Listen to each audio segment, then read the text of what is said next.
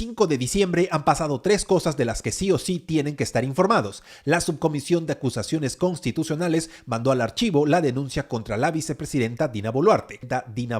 Este tema parece complicado, pero es bastante sencillo. El 1 de junio, en este video que aparece en pantalla, te conté que la vicepresidenta y entonces ministra del MIDIS, Dina Boluarte, había sido denunciada constitucionalmente por haber firmado documentos como presidenta del Club Departamental Apurímac cuando ya estaba en el Ministerio de Desarrollo e Inclusión Social y por no haber señalado en su declaración jurada de intereses que su cuñado Alfredo Peso Paredes había estado trabajando para el Estado. Como vimos en este mismo video, la situación de Dina Boluarte era bastante complicada porque, para empezar, la Contraloría había publicado un informe determinando que había ido en contra del artículo 126 de la Constitución, que en sencillo señala que los ministros no pueden ejercer otra función pública ni ser gestores de intereses propios o terceros, y por el otro lado, el portal Epicentro TV había difundido una serie de documentos, como uno que apela a la decisión de la Municipalidad de Lima de no renovar la licencia de seguridad del Club Departamental Apurímac,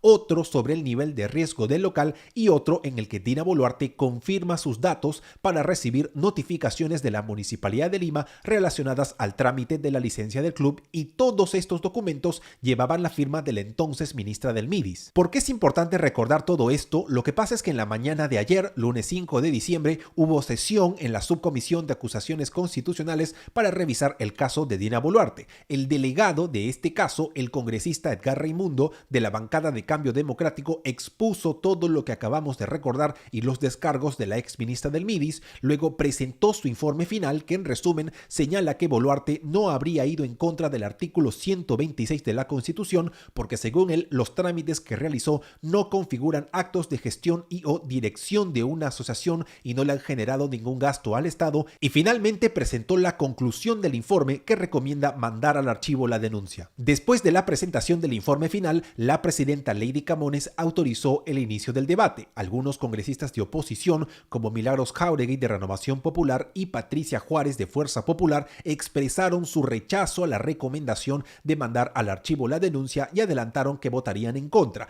Otros congresistas, como Luis Aragón de Acción Popular, sugirieron que votarían a favor al mostrarse de acuerdo con las conclusiones del informe, y finalmente la subcomisión aprobó este informe que manda al archivo la denuncia contra Dina Boluarte con 13 votos a favor de Acción Popular, Perú Bicentenario, Perú Libre, Perú Democrático, Bloque Magisterial, Integridad y Desarrollo, Cambio Democrático y Somos Perú, y 8 votos en contra de las bancadas de oposición de Alianza para el Progreso, Renovación Popular, Avanza País y Fuerza Popular. ¿Cómo podemos interpretar lo que ha pasado? Hay quienes dicen que el archivo estuvo cantado desde el principio, no solamente por la designación de Edgar Raimundo como el delegado del caso, sino también porque, si hacemos los números, las bancadas oficialistas y las que suelen inclinar la balanza, como Somos Perú y Acción Popular, superan por muy poco al bloque de oposición en la Subcomisión de Acusaciones Constitucionales, y hay quienes dicen que esta denuncia, al igual que la de traición a la patria, busca una infracción constitucional donde no la hay. Sin embargo, en mi opinión,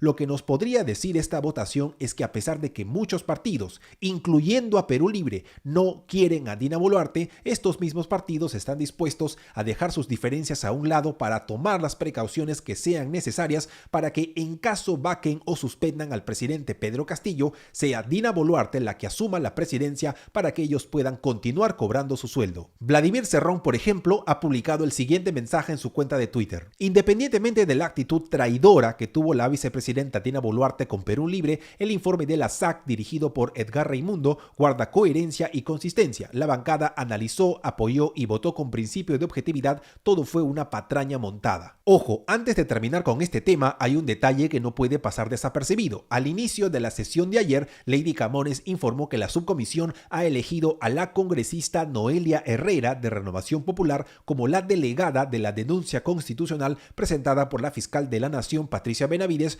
contra el presidente Pedro Castillo. Así que ya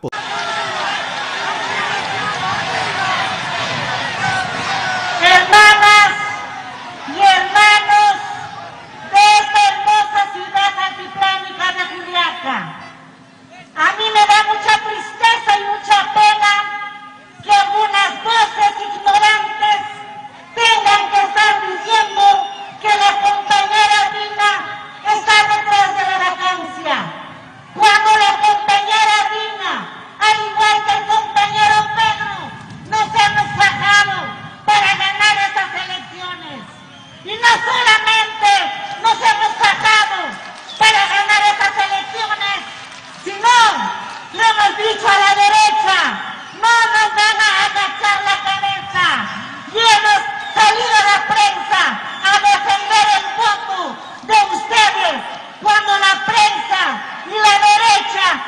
decía que había fraude electoral? ¿Quién ha salido a defender el voto a la prensa si no fue la compañera Dina Boluarte? Y ahora mismo, cuando la moción de vacancia se está debatiendo, ¿quién ha salido a la prensa diariamente a decir que mi total lealtad con el presidente Pedro Castillo está a prueba de balas? Si al presidente lo bajan, yo me voy con el presidente.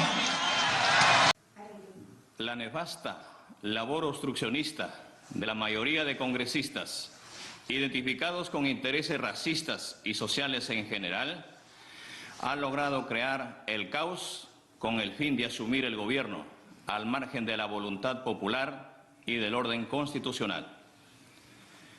Llevamos más de 16 meses de continua y obcecada campaña de ataque sin cuartel a la institución presidencial, situación nunca antes vista en la historia peruana. El Ejecutivo ha enviado al Congreso más de 70 proyectos de ley de interés nacional con el objetivo de beneficiar a los sectores más vulnerables de la población, como la masificación del gas, la creación del Ministerio de Ciencia, Tecnología e Innovación, el ingreso libre a las universidades, la segunda reforma agraria, la reforma tributaria, la reforma del sistema de justicia, la eliminación de la actividad económica subsidiaria del Estado, la prohibición de monopolios, los que promueven la reactivación económica, entre otros, que no han sido atendidos, orientado a restablecer el Estado de Derecho y la democracia, a cuyo efecto se dictan las siguientes medidas. Disolver temporalmente el Congreso de la República e instaurar un gobierno de emergencia excepcional. Convocar en el más breve plazo a elecciones para un nuevo Congreso con facultades constituyentes para elaborar una nueva Constitución en un plazo no mayor de 9 meses. A partir de la fecha y hasta que se instaure el nuevo Congreso de la República, se gobernará mediante decretos ley. Se decreta el toque de queda a nivel nacional a partir del día de hoy, miércoles 7 de diciembre del 2022, desde las 22 horas hasta las 4 horas del día siguiente. Se declara en reorganización el sistema de justicia, el Poder Judicial, el Ministerio Público, la Junta Nacional de Justicia, el Tribunal Constitucional. Todos los que poseen armamento ilegal deberán entregarlo a la Policía Nacional en el plazo de 72 horas. Quien no lo haga comete delito sancionado con pena privativa de la libertad que se establecerá en el respectivo decreto ley. La Policía Nacional, con el auxilio de las Fuerzas Armadas, dedicarán todos sus esfuerzos al combate real y efectivo de la delincuencia, la corrupción y el narcotráfico, a cuyo efecto se les dotará de los recursos necesarios. Lo último, vicepresidenta Dina Boluarte le dio la espalda a Pedro Castillo y rechazó la decisión de cerrar el Congreso.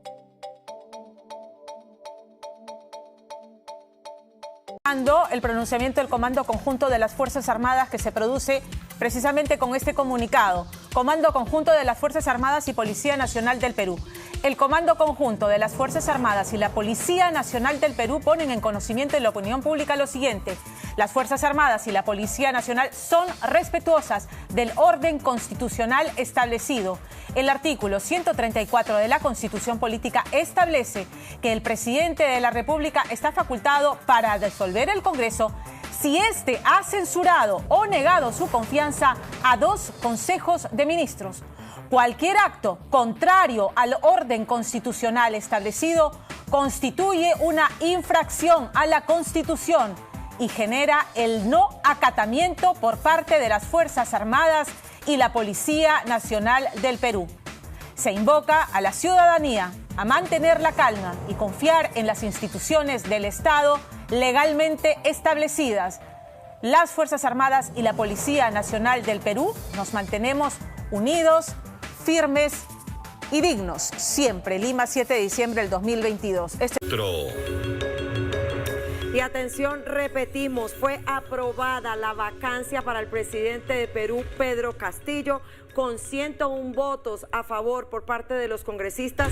Se necesitaban 87 votos, se lograron 101. Celebraron todos los que estuvieron a favor de esta vacancia por incapacidad moral del presidente Pedro Castillo del Perú. Información de último minuto, esa votación, Enrique, se acaba de dar. Envío en 24 tarde con la Sofía Norman a las 2 de la tarde, o sea, han pasado 3 horas y media. 3 horas y y hemos media. tenido, pero de todo, con un presidente, vemos la imagen, el presidente Castillo declarando ante la fiscal nacional prisión preventiva por 10 días, delito de flagrancia, esta figura del golpe de Estado que se dice en el Perú, porque esta decisión de Pedro Castillo de disolver el Congreso, que es una prerrogativa presidencial, pero tiene que cumplir ciertas condiciones, que no se cumplían, al parecer, ni de cerca, ninguna de las condiciones que se necesitaban para esta decisión del presidente Pedro Castillo, y termina con la imagen que estamos viendo. Y que no se cumplen, al menos, Andrés, porque así mismo lo dice el Tribunal Constitucional de Perú, que dice que esta decisión no cumple con las normas, y por eso es que finalmente Pedro Castillo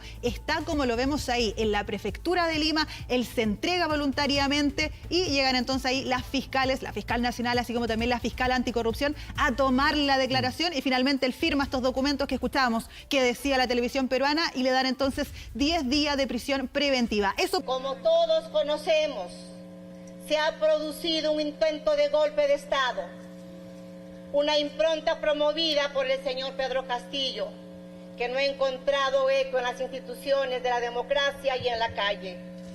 Este Congreso de la República, atendiendo al mandato constitucional, ha tomado una decisión y es mi deber actuar en consecuencia. Asumo el cargo de Presidenta Constitucional de la República, siendo consciente de la enorme responsabilidad que me toca